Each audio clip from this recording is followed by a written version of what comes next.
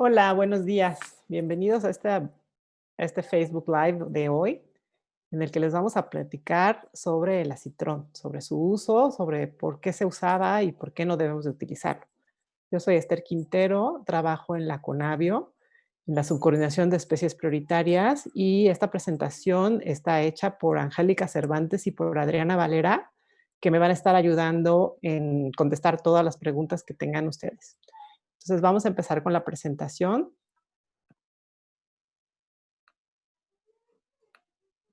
Espero les guste y vamos a estar muy contentos de contestar sus preguntas. Bueno, pues todos conocemos esta canción de Acitrón de un Fandango, todos lo hemos utilizado y seguramente también todos conocemos el acitrón. Lo que pasa es que muchas veces no sabemos de dónde viene y por qué no debemos de seguir utilizándolo. Bueno, el acitrón se obtiene principalmente de dos especies mexicanas de biznagas. Las biznagas son un tipo de cactáceas, ¿no? Conocemos a las cactáceas porque las utilizamos muchísimo en nuestras vidas para ornamentales, conocemos muy bien los nopales que se comen todo el tiempo y son parte de esta misma familia de las cactáceas, pero las biznagas son todos estos cactus que son redondos, que tienen una forma de tonel y tenemos muchas especies en México, pero estas dos especies que les estoy presentando aquí, el Echinocactus platicanthus y el Ferrocactus systrix, son las dos especies que se utilizan principalmente para hacer el acitrón. Y de estas dos, el que normalmente se utiliza es el Echinocactus platicanthus, que se le llama la biznaga burra o biznaga gigante porque llegan a tener tamaños muy grandes. Bueno, las biznagas, como les contaba, son toda una familia de cactus, ¿no? Todas estas que tienen esta forma globosa, que son súper bonitas, que se utilizan muchísimo de manera ornamental, y se encuentran en 14 estados de la República, que aquí lo pueden ver en este verde clarito, ¿no? Se desarrollan en diversos ambientes, que normalmente son semiáridos, y que son zonas de alta presión atmosférica, corrientes de aire seco y llueve poco, ¿no? Son estos lugares que consideramos desérticos. Y pues hay muchos aspectos interesantes de las biznagas. Aquí pueden ver, por ejemplo, que pueden llegar a ser gigantes, que pueden medir más de 1 metro de altura. Hay veces que pueden ver en esta foto en la izquierda que pueden ser mucho más grandes que una persona adulta. Pueden llegar a vivir entre 100 y 200 años, pero su crecimiento es muy lento, ¿no? O sea, más o menos crecen unos 40 centímetros cada 14 años. Y esto es porque pues, las condiciones no son condiciones muy adversas en las cuales crecen. Hay muy poca agua, las temperaturas son altas, los suelos son pobres y por lo tanto tienen este crecimiento tan lento, ¿no? De jóvenes, digamos, tienen esta forma globosa, que es como generalmente las conocemos porque las venden pequeñitas, pero empiezan a tener forma de tonel en cuanto más van creciendo. Y bueno, la Unión Internacional para la Conservación de la Naturaleza, que es la organización internacional que se encarga de hacer evaluaciones de riesgo de extinción de las especies, considera que las poblaciones de la mayoría de las biznagas están decreciendo y no es en México sucede lo mismo, ¿no? No somos la excepción. Y bueno, ¿por qué son importantes? Porque, bueno, en realidad las biznagas nos proveen de muchísimos servicios ambientales. Por ejemplo, en las zonas en donde viven, retienen el agua de lluvia en sus raíces, tienen unas raíces muy amplias, muy, muy grandes, y estas raíces van a retener una buena parte de la poca precipitación que hay en las zonas en donde viven. Además, retienen el suelo y evitan la erosión. Entonces, si no hay estas biznagas, no hay otro elemento vegetal ahí que pueda tener el suelo en buen estado y por lo tanto, con el viento y demás, empieza a levantarse este suelo y se pierde el suelo. Entonces ya no puede crecer nada más ahí.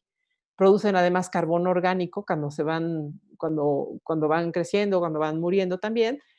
Se produce carbono orgánico, que es una de las pocas fuentes de carbono orgánico para que otras plantas puedan seguir creciendo en el lugar, porque como les decía, los suelos son muy pobres en estos lugares y también reciclan los nutrientes, ¿no? Entonces es muy, muy importante mantener estos cactus en estos lugares. Y además proveen recursos florales y frutales para insectos, para mamíferos y para aves. Además, por ejemplo, aquí como pueden ver en esta ilustración, los murciélagos y otras aves se alimentan de su polen, de su néctar, los polinizan, pero pues son la fuente de alimentación de todas estas aves y mamíferos e insectos que viven en estos lugares desérticos. Tienen un alto valor comercial porque son muy bonitas, se alcanzan precios muy altos por ellas y se venden muchas veces de manera ilegal. Y también tiene una importancia cultural grande, ¿no? O sea, las biznagas fueron utilizadas por los pueblos prehispánicos para hacer se utilizaban como amuletos y también para hacer diversas eh, eh, ceremonias rituales, como se puede ver en esa ilustración de un códice antiguo. Hasta que llegaron los españoles, no se utilizaron de forma para comerse, y esto es porque en realidad al momento en que llegan los españoles, ellos son los que traen la técnica de hacer la fruta cristalizada, pero lo más importante es que también introducen la caña de azúcar en México, que no existía, y se empieza a sembrar comercialmente la caña y entonces empieza a haber azúcar para poder hacer todos estos dulces que hoy en día se conocen como típicos, pero pues hay que pensar que antes no teníamos el azúcar en la vida prehispánica y bueno, pues eso hacía que no existieran todos estos dulces que hoy conocemos, ¿no? Aquí les presento la distribución de estas dos especies. Acuérdense que lo más importante es el Echinocactus platicanthus, que es el Platyacanthus, que es la que más se utiliza, y se distribuye en el desierto chihuahuense y hasta la zona de Tehuacán, Cuicatlán, que es una de las reservas más importantes para cactáceas en México. Es decir, los podemos encontrar desde Coahuila hasta Puebla.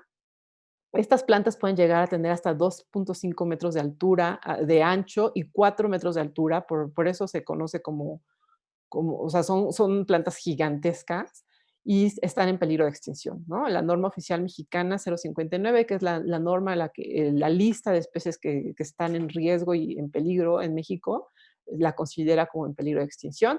Y recordemos que estas son las plantas que utilizan para hacer el acitrón que encontramos comercialmente. Además, también se encuentran, todas las cactáceas se encuentran en el apéndice 2 de CITES, que es un tratado internacional de comercio de especies que pueden llegar a estar en peligro o que están en peligro de extinción. El apéndice 2 considera las especies que, aunque no necesariamente están en peligro, pueden estar en peligro al seguirse comerciando. Y esto es muy importante porque quiere decir que cualquier planta que se vende fuera de México, si no tiene este permiso, de la manera en que sea, ya sea en dulce o como planta per se, está violando este tratado internacional y por lo tanto es ilegal su comercio. Y por otro lado, el Ferrocactus istrix, que también se le llama el barril de acitrón, se distribuye en el altiplano central, desde Durango hasta Veracruz, y es un poco más pequeña, puede llegar a nada más hasta 1 metro de altura y se considera como sujeta a protección especial, que no es una categoría en riesgo per se, sino que es una categoría de vulnerabilidad, pero esto que es, de cualquier manera, las dos tienen el mismo estatus de protección ante los ojos de la ley, ¿no? No se puede comerciar de ninguna manera si se está en la vida silvestre. Y bueno, pues, ¿cuáles son los usos del acitrón? Y cómo se hace, ¿no? Se requieren ejemplares que estén maduros, pero que por lo menos tengan unos 60 años de vida, por esto que les decía, porque crecen muy lentamente y, pues, necesitas un tamaño mínimo para poderlo utilizar y que valga la pena. Una vez que se le quitan las espinas, así como a una tuna, su pulpa se cuece en diferentes medios dulces, que puede ser aguamiel, melaza, piloncillo o azúcar de caña, y después ya esta pulpa queda como dulce, se hace en cubos y queda un dulce similar a las frutas confitadas. En realidad no es una fruta confitada, sino que nada más se utiliza la pulpa, ¿no? No es como cuando se hacen otro tipo de frutas. Pero bueno, la elaboración de acitrón implica la destrucción completa de la cactácea, y ahí lo pueden ver en el número 4, que pues ahí o lo que fue una biznaga, la destruyen completamente para utilizar la pulpa para la producción del acitrón.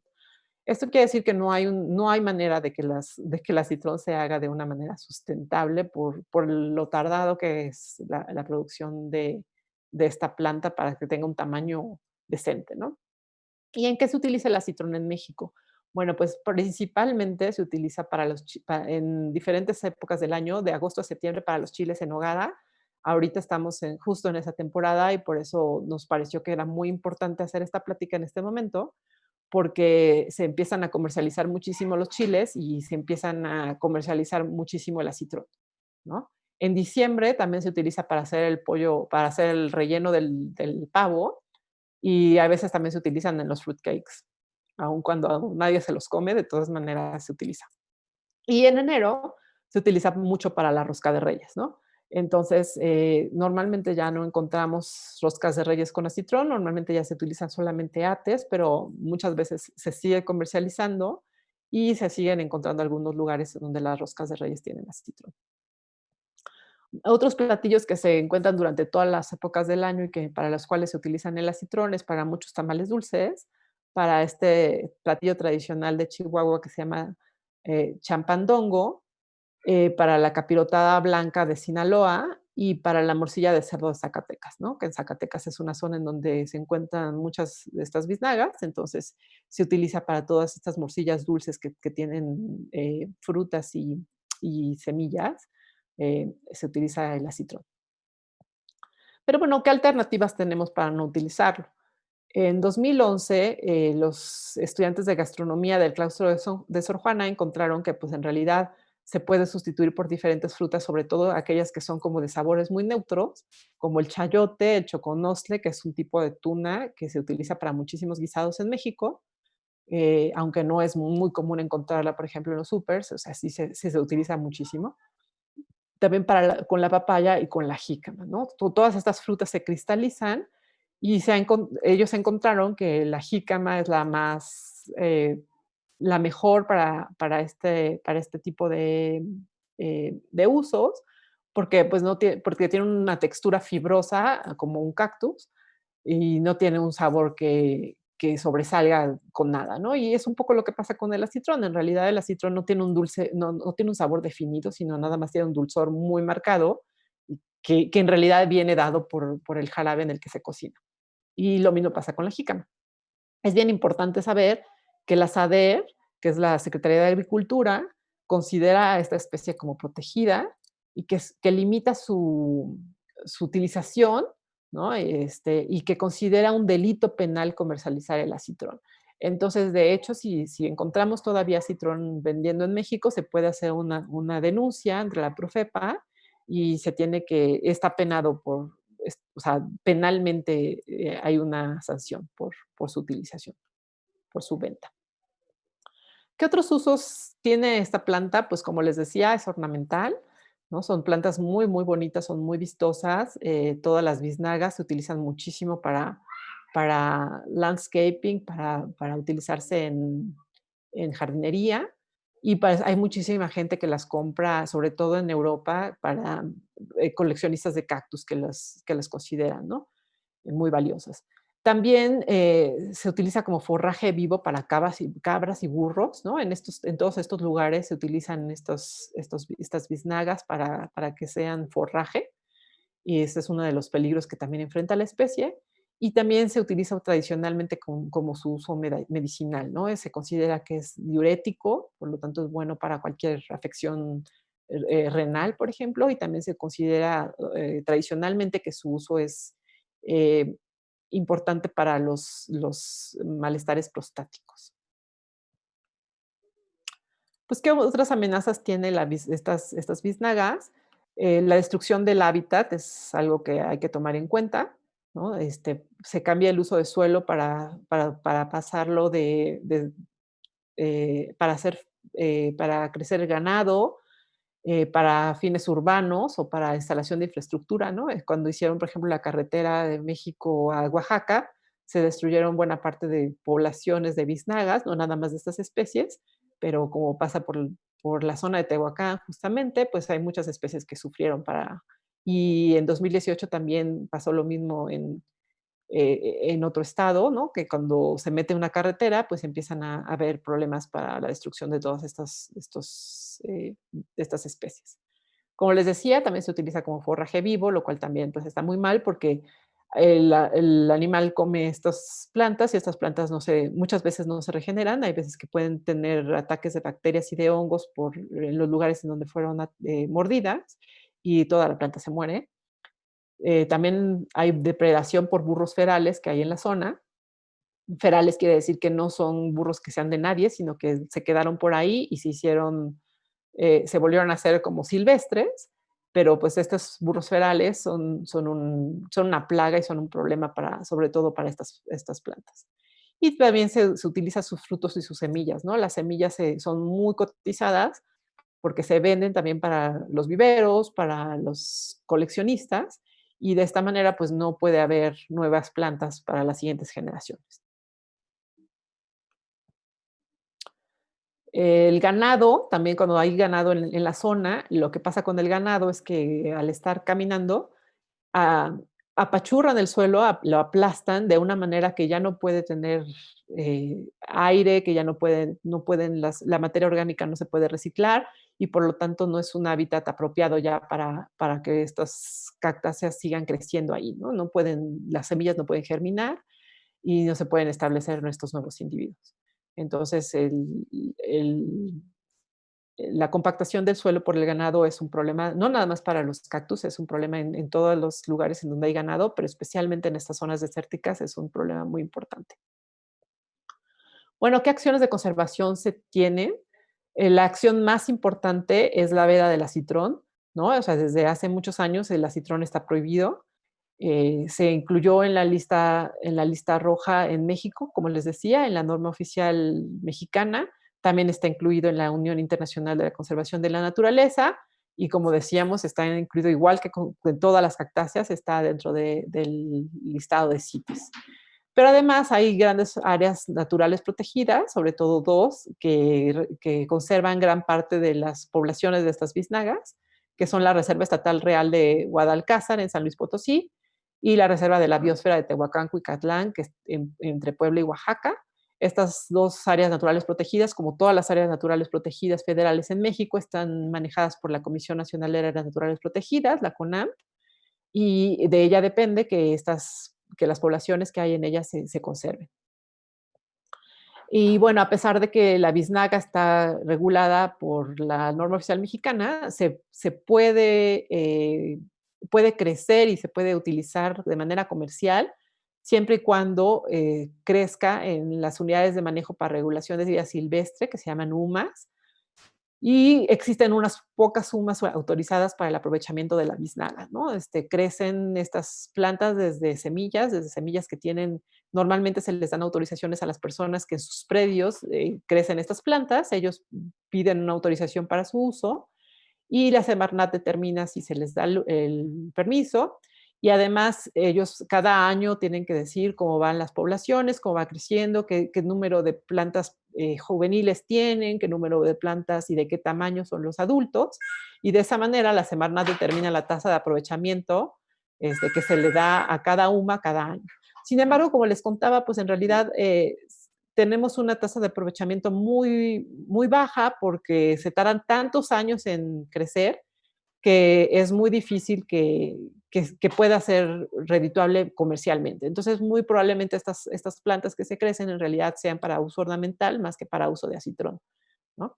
Y la Profepa, que es la Procuraduría Federal de Protección al Ambiente, requiere dar seguimiento y vigilar que se cumplan las tasas de aprovechamiento dentro de las sumas. Asimismo, como les decía, la Profepa también tiene que vigilar que las biznagas no se estén comercializando de manera ilegal en los supers, en los mercados, en internet y de todas las maneras, y sobre todo en estas épocas del año en las que la demanda de agosto a diciembre, a enero, con la rosca de Reyes, crece muchísimo.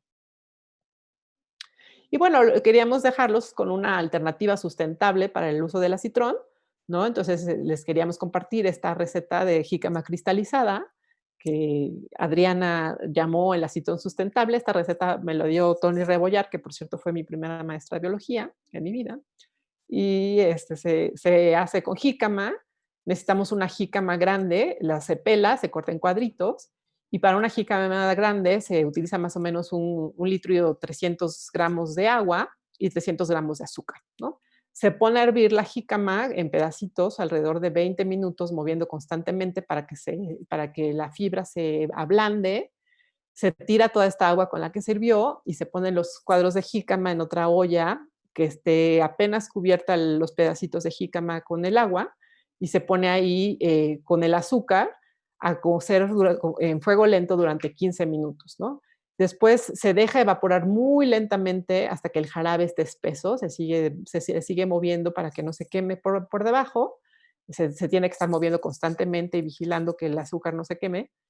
Y una vez que esté el jarabe muy, muy espeso, se puede retirar, se cuela y se deja secar estos pedacitos de jícama. Después se pasan sobre azúcar, en azúcar granulada normal, y se dejan secar. Y de esta manera se tiene una alternativa muy parecida al acitrón. Les decía que el acitrón en realidad no tiene un sabor que sea, pues, como muy definido, como si, como por ejemplo, cuando se come calabaza o camote, sino que pues realmente adquiere el sabor del jarabe en el que se cuece y lo mismo pasa con la jícama, ¿no? Entonces, esta es una alternativa que es muy fácil de hacer.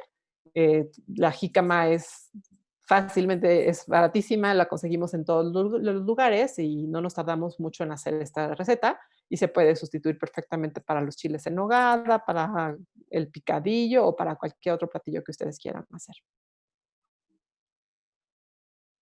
Bueno, pues eso es toda la presentación. No sé si Adriana y Angélica han estado contestando las preguntas y pues a mí me gustaría saber, Sabdiel, no sé si haya más preguntas y si tengamos cualquier otra pregunta que pudiéramos contestar, pues con mucho gusto. Pero además también los queremos dejar con que eh, podemos pueden conocer mucho más sobre estas biznagas o sobre cualquier otra biznaga o sobre cualquier otra planta o cualquier otra especie que se encuentre en México en el sitio de la Conavio. Tenemos un sitio padrísimo que se llama Enciclovida, que es enciclovida.mx, en donde pueden consultar la información de todas las especies. Podemos ver distribución, podemos ver en muchos casos, por ejemplo, cuando son especies en riesgo, ya se pueden tener información específica sobre cuáles son las causas por las cuales están en riesgo, qué acciones de conservación se están llevando a cabo, pueden ver fotos, pueden ver mapas de distribución. Y también tenemos esta otra aplicación en Conavio que se llama Naturalista, que se baja en los teléfonos. Con Naturalista ustedes lo que pueden hacer es que con su teléfono celular en cualquier lugar en donde vayan y vean una especie, se toma una foto, se sube. Si ustedes no saben qué especie es, por ejemplo, si no saben si es una especie, si es una biznaga de la cual se hace el acitrón, alguien en Conavio va a curar esta observación y va a decir qué especie es.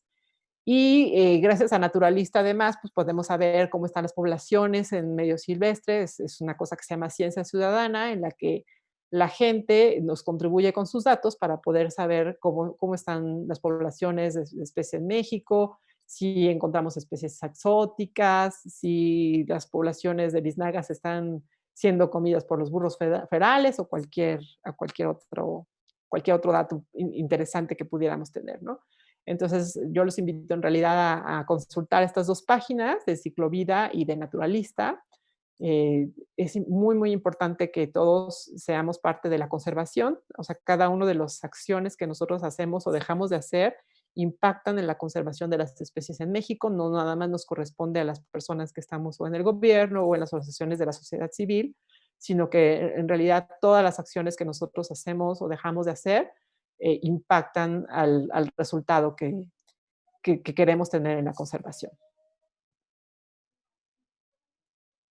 Eh, si quieren estar en contacto con nosotros, el email de la Coordinación de Especies Prioritarias es especiesprioritarias@conavio.gov.mx y mi correo personal es ester.quintero@conavio.gov.mx y ahí les podemos ayudar con cualquier otra cosa con cualquier otra duda sobre especies prioritarias, sobre especies en riesgo que no hayamos cubierto en esta plática.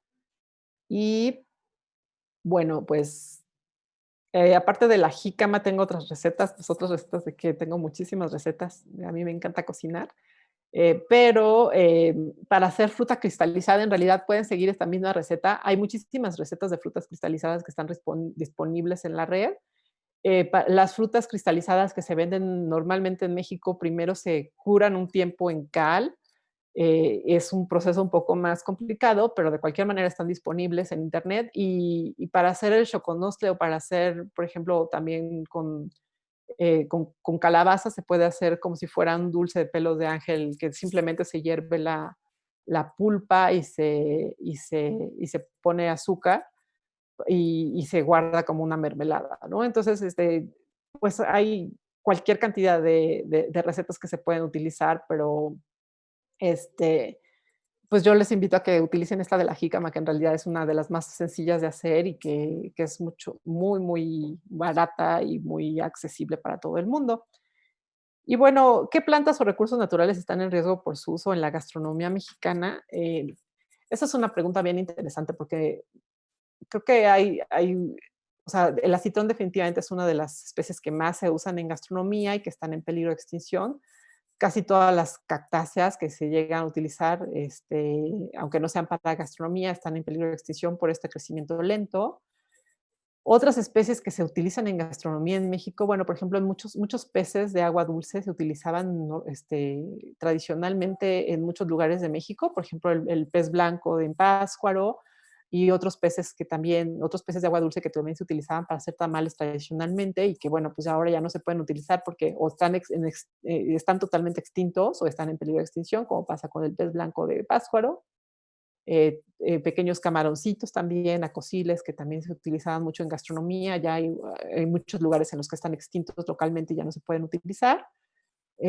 Otra de los grandes problemas que tenemos ahorita en México es el uso de la vejiga de totoaba, que se caza ilegalmente, la totoaba es un pez muy grande que está en el Golfo de California y al, al pescar a la totoaba con redes ilegales, también como bycatch se pesca la vaquita marina, por lo cual la vaquita marina está casi a punto de su extinción. O sea, no sabemos ni siquiera realmente cuántas vaquitas quedan, pero parece ser que no quedan más de 10.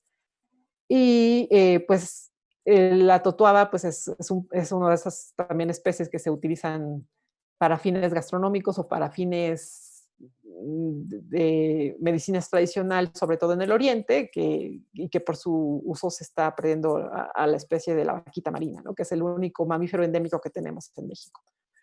Eh, no sé si déjeme ver si hay otra pregunta, pues parece que no, pero por eso yo los invito mucho a que chequen Enciclovida, a que vean todas las especies que tenemos en México, que además hay muchas especies que son muy importantes para la gastronomía, cuyo uso es súper sustentable y que se debería de utilizar mucho más para sustituir mucha de la comida que comemos actualmente, ¿no? En Enciclovida empiezan a haber ya también secciones de comida sustentable. Este año se tuvo un calendario, por ejemplo, de quelites en México, que los quelites son todas estas plantas comestibles que crecen tradicionalmente en la milpa. Y ese calendario todavía lo pueden encontrar en la página de Conavio, tienen muchas recetas, está súper interesante y cada vez empezamos a tener más información en Conavio sobre usos y sobre uso sustentable de los recursos que tenemos en México, ¿no? Porque no se trata de no utilizar, sino se trata de utilizar de manera sustentable y se trata de utilizar eh, los recursos que realmente podemos utilizar y de esta manera seguir conservando la biodiversidad que tenemos en México. No sé, Sabiel, si hay algo más.